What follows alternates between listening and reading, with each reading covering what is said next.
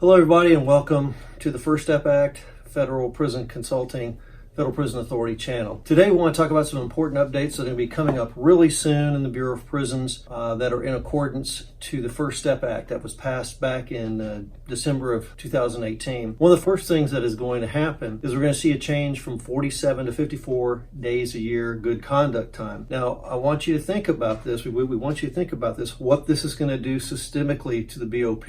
When this goes into effect, there's going to be a lot of immediate releases. And so with that, we're going to have Jose kind of explain what happened in the past when we had a rash of immediate releases, and then how that happens with the various waves of people leaving the BOP, and then also the ability to get halfway house and home confinement. Go ahead, Jose. Well, thank you, Bruce, for having me again, and greetings, everybody.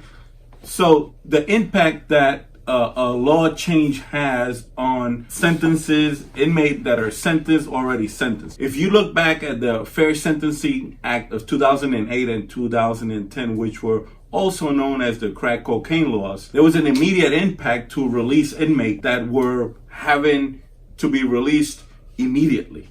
So the effect was, back then, we had to release October 31st, 2015, 16. We had to release approximately over 6,000 inmates. So what's going to happen when the First Step Act comes into effect? That law gave the DOJ 210 days, about 7 months, to look at implementing the statutory requirements. So then the BOP will have 6 more months to implement that. So and remember, there's a government shutdown as well. It could have. Well, the government shutdown has an effect. Also, it impacts the workload, the backlog, and everything else. 90 days or 60 to 90 days on top of it. But anyway. Right. So looking at that, we anticipate maybe July, August, that this will take effect, counting from when the law was signed by the president. Do you think it'll be more than 6,000 releases because of because it's more widespread? I don't have the numbers. Law. I don't have the figures, Bruce, but I guarantee you it's going to be in the thousands of inmates. Yeah, it's going to be in the near about 3, 4, 5, 6, 7,000 inmates. Yeah, and you have to take the fact that those that are going to be releasing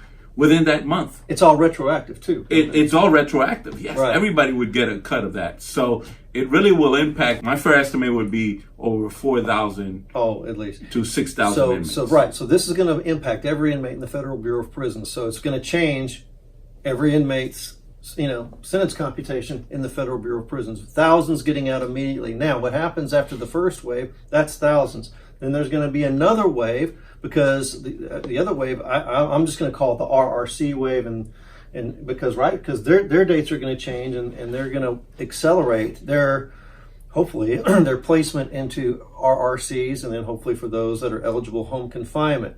So this is something that, as prison consultants, we can help with and help you keep track of, and help the paperwork flowing. And also, just keep in mind, Bruce, that inmates that are in RRC right now, for whatever reason, for Second Chance Act, or for RDAP because completion. They completed RDAP, or because they're in home confinement, they're still under the Bureau's oversight. Right. So those inmates will be counted among those. That's what I'm true. I'm That's saying. A good point. That's going to be over the 4 or 5, 6, 7,000. Who knows? It's going to be in the thousands. I know it's going to be in the thousands. So what you're saying is, anybody who's in an RRC and this kicks, those are going to be immediate releases. Oh yeah. There's no doubt about it. So that is interesting. The 3621E will change. Yep. The RRC date, projected release date will change, and the PRD.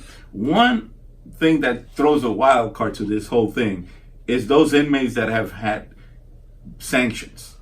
Okay. Sanctions with DHO sanctions that affected their earned good conduct time that has been forfeited. So those inmates will have the Bureau will have a little bit of a harder time getting those adjusted. So that's why it's important to keep us in mind, Federal Prison Consultants and Federal Prison Authority, because we will do an assessment to determine if you qualify or not for certain things. So keep us in mind. We're going to keep on in tuning here with the First Step Act, and to assist all of you. So appreciate the opportunity, Bruce. Keep watching our videos. We're getting updates all the time. and we're going to be on this and watching it. So stay tuned for some more information that we have for you, and come back and see us at federalprisonauthoritybop, or send us an email at federalprisonauthoritybop@gmail.com. Thank you, and we'll see you soon. Thank you.